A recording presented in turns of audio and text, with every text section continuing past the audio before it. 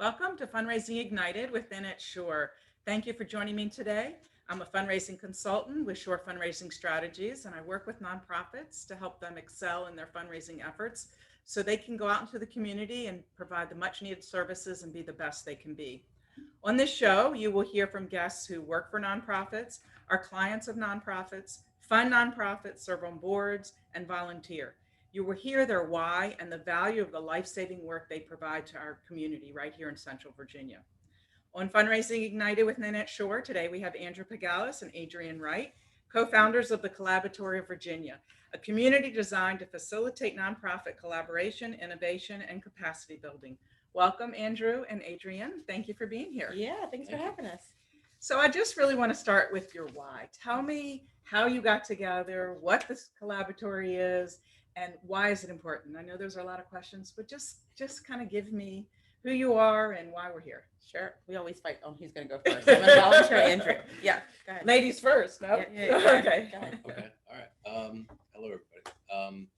I am an attorney and a commercial real estate developer. And quick story, I had gone through that Leadership Metro Richmond program, which I highly recommend. A classmate had asked me if I had ever considered doing co-working for nonprofits because she knew that I had been on some charity boards and that I'd run some office buildings and built an executive suite business, and I hadn't. And the more I thought about it, I wasn't quite sure how we were going to do it, but she introduced me to Adrienne.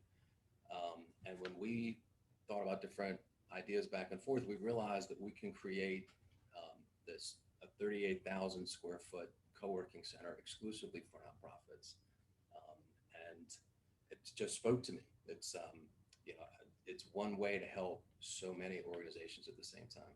Yeah. And as Andrew said, we got introduced, but I am the president and CEO of U-Turn. And so we operate out of a 160,000 square foot building. And I was also thinking at the same time that Andrew was thinking about this, didn't know each other, about starting a co-working space for nonprofits, exclusively here for nonprofits on the second floor. And so when Let me just Yeah, give sure. U-Turn a plug. Yeah. Tell us about U-Turn real quickly, Yeah, and then we'll get back. So people know who the that is. quick plug on U-Turn is that U-Turn historically has been a nonprofit that has mentored youth through the vehicle of sports. We are now more than just sports, so we offer lots of different community programs, Just so people have a perspective. arts, robotics, STEM, and then we're also just a community center where families can gather. So we like to say that we're the social club for families. Okay. But yeah, so I was thinking about this idea of having an exclusive space for nonprofits. And, my background is in finance and tech. And so this is afforded to startups in finance and startups in tech is acceleration and incubation and capacity building. And so I was like, why don't we offer this to nonprofits? And then I was also trying to figure out how to utilize our entire building, and it just came together. And so then when Andrew and I met, I was like, let's do this together. Let's form the Collaboratory of Virginia. Wow. So the collaboratory is going to occupy space. You have the second floor of U-Turn's building over near Staples Mill and Broad, right off of there. Yeah. And so you have this vision. Tell me what it will look like when it's kind of all done. What will a nonprofit experience when they come to work? Yeah. I'll let you start. We serve nonprofits that are both that might reside on site and those that just want to come and use the center on a one-off basis or for meetings and that sort of thing. So we envision having hundreds of local nonprofits within the membership, and I think we're about 115 right now. We're actually at 122 as of this morning. Yeah. Right. Most up-to-date numbers. Uh-huh. Yeah. But having that network allows so much programming and such that we can do for them. Yeah. Yeah. When I envision it, I envision nonprofits being able to collaborate organically. There being a capacity building element where nonprofits are saying, hey, we get to reduce overhead. We can use more of that money into our programming. And then I also envision, like, in 5 or 10 years, that we have so many nonprofits that are part of that ecosystem that we're able to bring some of those nonprofits together to solve big issues in Richmond. So we're able to, partner with local government, with other local organizations to ignite initiatives that will solve big, issues around our region. So And I want to touch on the space itself Yeah, because please. 38,000 square feet is actually a lot of space, and having it deliberately built for this purpose allows we'll have roughly 60 offices and I think about 30 meeting rooms Mhm. and such, a podcast booth, lounge, training center. So having this sort of hub of nonprofits creates a home for them, and we've been able to structure this in such a way that the cost to the resident nonprofits is less than Class C office space. So it'll lower their overhead and be in this center surrounded by fellow professionals that likely have dealt with the same issues that they're dealing with at the moment. And that those sort of collisions are invaluable. Yeah. It's exciting, and we started talking a year or more than a year ago, because we've all kind of lost this last year. But and your vision was to really get this space ready so nonprofits could come in and occupy and share and really benefit from what you've described, plus shared basic services that everybody needs, whether it's reception or mail or copier, et cetera, those kinds of things. And so COVID hit, which I know people are tired of talking about, but I think it's really relevant to where you are today and where you're launching forward. So we were talking about a capital campaign and getting ready to move forward with building that out so that you could do all the renovations, and here we are locked up. So right away, you all reacted to that and provided the community with some really great stuff. So tell us about where you are today as a result of COVID, and what will go forward from those things. What have Sure. you taken from that? Yeah. I'm going to go first this time. Yeah. Okay. So we, in the midst of COVID, we said, hey, we know that the Collaboratory Virginia is more than just space. So we decided to move forward with our accelerator in a response to COVID, because we said this is an ecosystem and we're supposed to be supporting nonprofits and elevating them and giving them a path forward. And so we launched it, 18 months ahead of when we thought we were. And it was a success, but it also positioned nonprofits to be able to push through COVID, figure out a path forward, and get to a place where they were able to sustain and then move back, go into 2021. And so we were really proud of that. And then we also kind of broke our, fundraising goals and the way we were going to build out the center into phases. And so phase one was, let's just make it virtual, right? Let's still build out this ecosystem and have nonprofits support each other and us help facilitate that, and then slowly move back into the space. And I don't think that we anticipated it operating so smoothly, but nonprofits In uncharted territory. yeah, Really, yeah, seriously. But nonprofits, they moved into a virtual membership. They started benefiting from just being in this community, and then they slowly started to come back into the space and started co-working. And so we now have found, and this is where Andrew probably will pick up, we've now found that before, when folks thought, do nonprofits really need this type of capacity building? Now after COVID, they're like, they 100%. So we came out of COVID and people were like, is the space ready? Right? They realized like we need this more than ever after the pandemic. Yeah, we shifted. The goal is to help the nonprofits as best we can. And when COVID hit, we realized that COVID is the challenge that organizations are facing now. So we created this accelerator program, which was a 6-part series, 6 weeks, guided with a mentor and experts leading the sessions. And that was very successful, very well received. Mentors enjoyed it, the organizations enjoyed it, and they all said that they learned a lot. And we ran a second cohort about 6 to 8 months later, I think. And but again, to be responsive to the times, we tailored it to racial justice and equity, and that was, I would say, even more of a success in terms of publicity and so we're planning on the third cohort, and we welcome nonprofits to apply. The application process is open now. So we're responsive through programming, and now that we actually have furniture on the first floor, so we have some co-working space available for our members today. So in effect, we're fully operational and well ahead of schedule. Yeah. What's the agenda on this next cohort? When will it start, and how do people apply? So as Andrew said, applications are open right now, so they can apply now. Okay. And then it's going to be very similar to our previous cohorts, right? So I think the biggest thing that we initiated in our second cohort was demo day. And so the reason why we want nonprofits to take advantage of this is because there's an opportunity for capital, which is always related to an accelerator. Right. So it's, a nonprofit gets to go through this process of accelerating their organization and working through this challenge, but then they also get this opportunity to take that capital immediately and apply it to the solution that they have for that challenge. And then an opportunity for the audience to kind of participate. Right. And they get to do a pitch. So they get to tell their story and pitch their mission and then get some additional capital for that. So it's a huge advantage for nonprofits. Yeah, I was watching the last, the first demo day, the last cohort, and each organization got to present and tell their story. And then we as participants voted on which one did the best job. And they got an additional bonus for being voted number one. Yeah. And I think that it was really engaging from the nonprofits to be able to practice, because so often telling the story is difficult, and I think that they learned to do that. And I had never heard of most of the nonprofits that presented, which I thought was beautiful to be able to give them the exposure. So do you know the person, the organization that won? Did they do something special with that extra money? Do you know, or were they able to do something they couldn't do before because they didn't have the funding?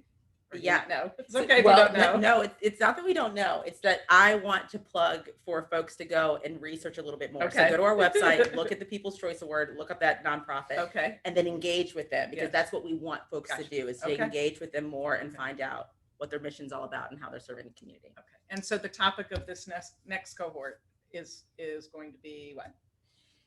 Well, it's a review of all areas of nonprofit operation Sure. from a best practices standpoint, but each organization is asked to identify the challenge that they currently face, and they won't all be the same. Right. But as they go through the program, they'll have a special focus within their breakout sessions on their particular challenge. Right. And they will also have a demo day at the end. We intentionally invite funders to that. So it's a very real experience. Yeah. So those nonprofits will get an opportunity that whatever that challenge is, typically it would take a nonprofit, somewhere between 14 to 24 months to work through that challenge. Right. And they're going to do it in a matter of weeks. With a So, guided with a guide process. and mentorship. Great. Yeah. Great. Mhm. Yeah, I was a mentor once, and it was really a wonderful experience for me to learn about an organization who I then later was able to engage with further and really learn so much, and was able to share the resources for that particular nonprofit, which was interesting because after telling someone about, this was Autism Society of Central Virginia, and I ended up doing some work with them, and met someone who had recently found out that their child was on the spectrum, and I said, check them out.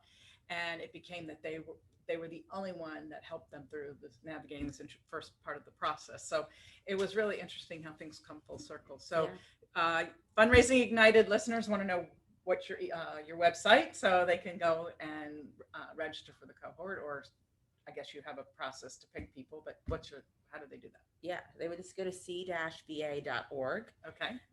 So very simple website, and then they can go onto programs and they can see past cohorts, they can see past participants, past mentors and facilitators, but then apply for the third cohort coming up this fall. Great. And I do want to make a special plug for the Spark Mill, Yeah. which is another nonprofit consulting group that helped put the program together with us, for us, and facilitated it. And really, as great as the program was, they deserve a lot of credit. Yeah, and it was in collaboration with Sparkmill that we developed the accelerator. So Right. we're not just telling other nonprofits to do it, we're doing it ourselves. Exactly. No, I think they did a great job, and it really just opened up a lot of eyes and doors. And in this time where throughout the last 15 months, our community has really come together. And I think this was just one more example of how we really were able to figure out what people need, help them. And most nonprofits I know actually have come out on this side today better for lots of reasons. Struggles for sure, and not being able to deliver the same kind of service, or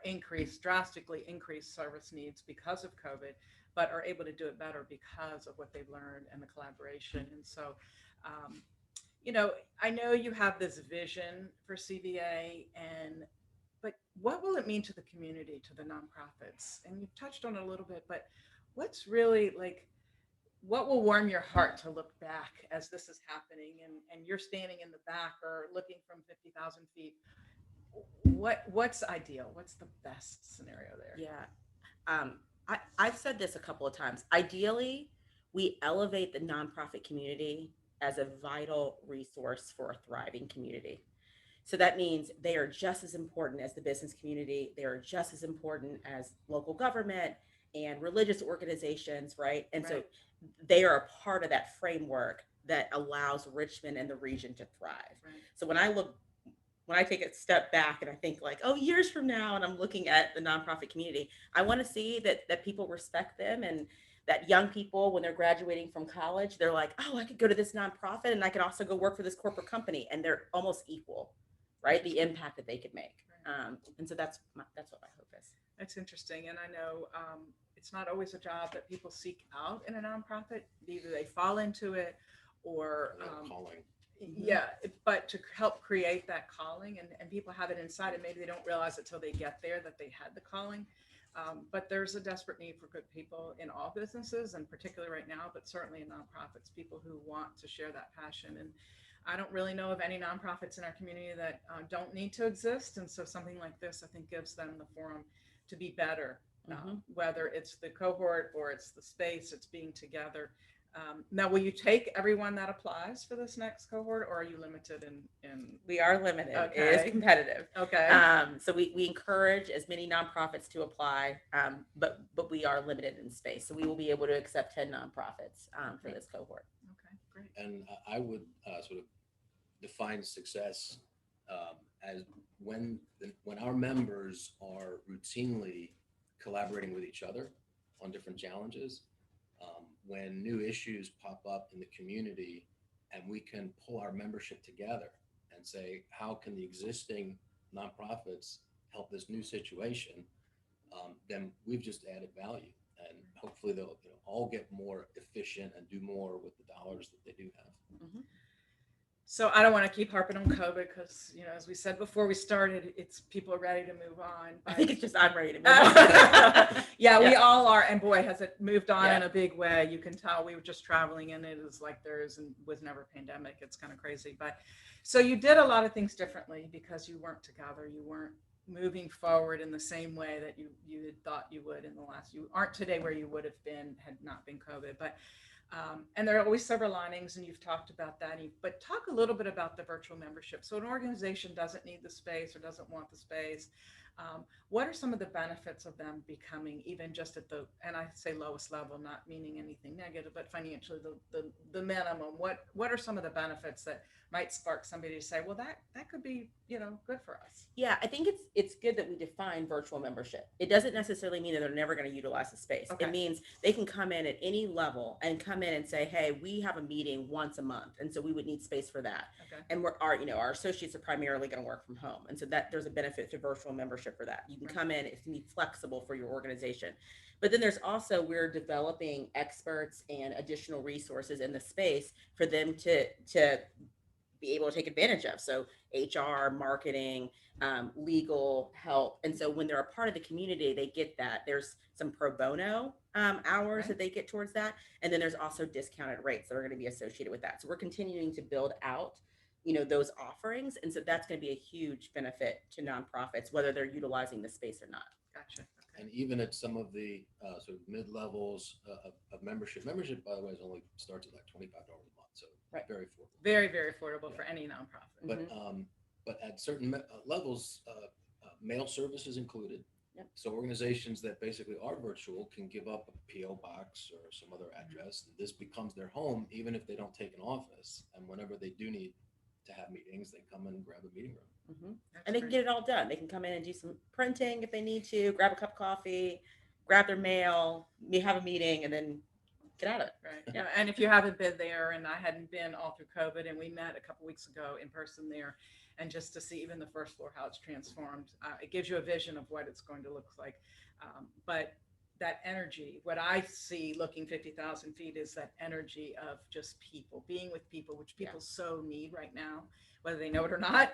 We need to get back. And I'm always out and a people person, but have gotten very used to not going out and not going anywhere. And so being able to get past that and be able to know that you can come together as a community and that you can participate in things. And so I know I would love to have the opportunity to give some of those services to nonprofits, initial pro bono, like you talked, legal and fundraising and accounting and such.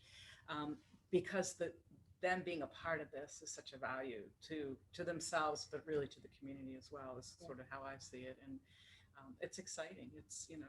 So the cohorts going forward, will you do those when everything is, everybody's really out and about, which I think they already are, but will you continue stuff like that as you move forward? Yeah, I mean, I think we're going to always offer an accelerator. We're going to have some additional programming to help nonprofits that are in kind of more early stage. They can determine, how they should start and should they start, and is it a value to the community? So we're going to have some of that coming up and launching in the fall. That we're not going to get into too much detail, but we're going to launch that in the fall. But we will always have cohorts, and what we're excited about is what you just said, is that this cohort folks will be able to meet in person, and so that's going to be really exciting versus it being virtual. Yeah, that's great. I know. I can only imagine the energy that's going to be created, because it'll be the first time a lot of people have come together, and especially for something like this. It's been 2 years almost before people have done stuff. So if a nonprofit's saying, "Gosh, I want space," and they call you, what it would look like now? The space is not done. What would be available to them today? Yeah, so we have a large amount of co-working space that's available. Okay. There's nooks within that co-working space, so they can get like quiet areas where they can take phone calls. They can still do Zoom calls. And then we have very limited offices that are available. So we're telling the nonprofits that if you need an office, please get on our list, because we're filling up pretty quickly with what we do have available. But just know that, as we get closer to the end of the year, we're going to have more offices and more availability for private offices. But nonprofits can come in and get co-working space today. Okay, good to know. And I have met with and talked with a number of people, a large handful of people who've started nonprofits at the beginning or during COVID. And so if you're out there listening to Fundraising Ignited, I hope that you will consider reaching out, because I think the benefits you can receive from even the lowest level virtual membership can provide you some guidance and some support to what you're doing, really at minimal cost. So what do you want people to know about the CVA, the collaboratory? Anything we haven't touched on? I would say come be part of the collective. What the areas that you would like to learn from other folks, we will help facilitate that. And those areas that you all have the expertise in, come help other nonprofits that, quite frankly, could use some of your help. Yeah. I would say, we're looking for additional folks to join our team. And what that means is come help us with those fundraising efforts. I'm not shy about asking for that support, to say this is a worthy cause. It's going to provide capacity building for so many nonprofits over and over and over again. And so, if you are a donor, and you have the capacity and this appeals to you, we want to hear from you. And so we want you to be a part of our team. And help us get this project done, this full project done. So you open the door to my next question. Sure. What can the community do for you, for the organization? And maybe we can touch on the capital campaign a little bit, which we've been quiet somewhat about, because people needed to eat and have a place to sleep and survive during COVID. And you were very respectful of all that. But elaborate a little bit more, either both of you, on what it means. If someone's listening today and this hits their hot button and they want to get involved. Talk a little bit about kind of where you're going to go the next step on the capital. And well, as you know, you're helping us with our capital campaign, and it's a significant amount to redo the space itself, because it's quite large. But we need folks to get involved and spread the word. And we welcome donations. We're not, normally you sort of save the public asks towards the end. Correct. But we have ongoing costs as well. And, we welcome all the help, and the link is on the website. Do you want to talk about the big picture campaign and the phases, or you want to wait to do that on an individual basis? Yeah, I mean, I'm not shy about talking about that. We've broken it up into phases because, we believe coming out of this pandemic, that was the best strategy. Right. But, we have a $3.8 million capital campaign. We're not shy about that. Right. And Andrew always says, like, yes, it's a significant amount. When I look at the projects around Richmond, I'm like, it's not really. We're going to do some big work, and it's going to be Class A office space for only 3.8. So we're asking for folks to come join our team. Yeah, and if you look, you made a good point, what's around town, and for that, you are going to have a brand new top floors of the building space that if you haven't seen the renderings, you need to go online or contact Adrian or Andrew or myself, and certainly I can refer you to them to see what it's going to look like. It is very exciting, but you're also going to have so many other things. As you said, now the first floor is done. Yeah. And there are just so many opportunities that will present themselves.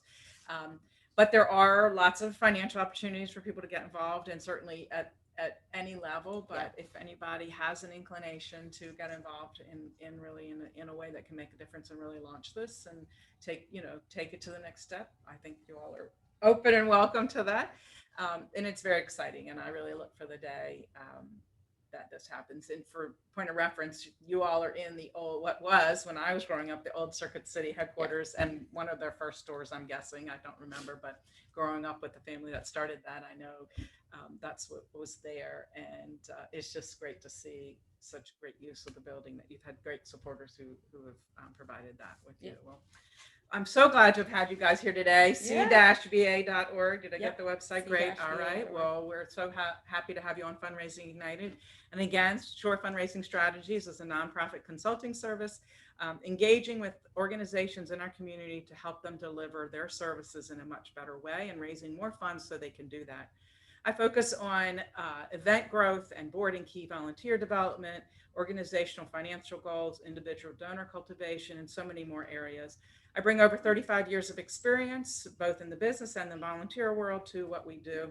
We're excited to be here. You can reach me at nannetteshor@gmail.com or 804-640-0621 on Facebook and LinkedIn. And again, thank you for joining me today. Next week on Fundraising Ignited with Nannette Shor, you can hear and meet Tom Leahy, the founder of Beacon Tree Foundation, an amazing organization who is providing resources to families with children suffering from mental health issues. And he's doing great work. And I think you'll be excited to hear what he has to say and what's on the horizon. So I know you don't want to miss that. That's right here next Monday on ESPN Sports Radio 106.1 at 6 a.m. So I know all those early risers. Have a great week, and please consider supporting a nonprofit that means something to you and give them your time, talent, and/or treasures. Thank you so much.